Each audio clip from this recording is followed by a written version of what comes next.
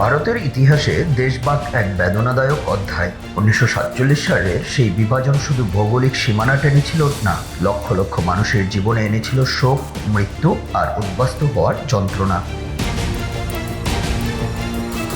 প্রায় 1.5 কোটি মানুষ ঘরবাড়ি হারিয়ে পাড়ি জমিয়েছিল নতুন সীমান্তে, প্রাণ হারিয়েছিলেন লাখো নিরীহ মানুষ। এই স্মৃতি কেবল ভারতীয় উপমহাদেশের নয়, এটি একটি আন্তর্জাতিক ট্র্যাজেডি। কিন্তু স্বাধীনতার 75 বছরের বেশি সময় পর আবারও দেশভাগের দায় নিয়ে শুরু হয়েছে তীব্র বিতর্ক। ভারতের কেন্দ্রীয় শিক্ষা অনুসন্ধান ও প্রশিক্ষণ পরিষদ অর্থাৎ NCERT ষষ্ঠ থেকে দ্বাদশ শ্রেণী পর্যন্ত প্রকাশ করেছে নতুন পাঠ্যসূচি। আর সেখানেই বলা হয়েছে দেশভাগের জন্য দায়ী 3টি শক্তি: কংগ্রেস, মোহাম্মদ আলী জিন্নাহ এবং লর্ড মাউন্টব্যাটেন। এই পাঠ্যক্রমে যুক্তি দেওয়া হয়েছে, জিন্নাহ আলাদা মুসলিম রাষ্ট্রের দাবি তুলেছিলেন, কংগ্রেস শেষ পর্যন্ত সেই প্রস্তাব মেনে নিয়েছিল, আর মাউন্টব্যাটেন তার বাস্তবায়ন ঘটান। অর্থাৎ দেশভাগকে একক কারো সিদ্ধান্ত না ভেবে 3 পক্ষের সম্মিলিত উদ্যোগ হিসেবে তুলে ধরা হয়েছে। কিন্তু ইতিহাসের এই নতুন ব্যাখ্যা সামনে আসতে শুরু হয়েছে প্রবল প্রতিক্রিয়া। কংগ্রেস মুখপাত্র পবন খেরা ক্ষোভ প্রকাশ করে ডাক দিয়েছেন এই পাঠ্যপুস্তক পুড়িয়ে ফেলার। তার অভিযোগ, ইতিহাস বিকৃত করে রাজনৈতিক উদ্দেশ্য হাসিল করতে চাইছে বিজেপি সরকার। কংগ্রেসের দাবি, দেশভাগের মূল দায়ী ছিল ব্রিটিশ ঔপনিবেশিক নীতি, মুসলিম লীগের একগুঁয়েমি আর সমসাময়িক সাম্প্রদায়িক রাজনীতি। কিন্তু বিজেপি ও RSS পাঠ্য বইয়ের মাধ্যমে কংগ্রেসকে কালিমালিপ্ত করতে চাইছে।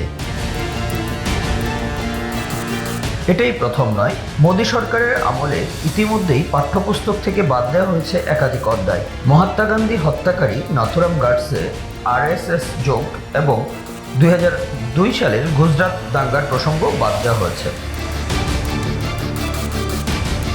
সমালোচকদের মধ্যে ইতিহাসের পাতা থেকে হিন্দুত্ববাদী শক্তির দায় মুছে ফেলার চেষ্টা চলছে। এবার দেশভাগের দায় কংগ্রেসের গাড়ে চাপানোর আঙুল উঠেছে সরাসরি স্বাধীনতা আন্দোলনের নেতৃত্ব দেওয়া সেই ঐতিহ্যবাহী দলের দিকে। কিন্তু প্রশ্ন উঠছে, নতুন প্রজন্মকে কি তবে একপাক্ষিক ইতিহাস শেখানো হচ্ছে?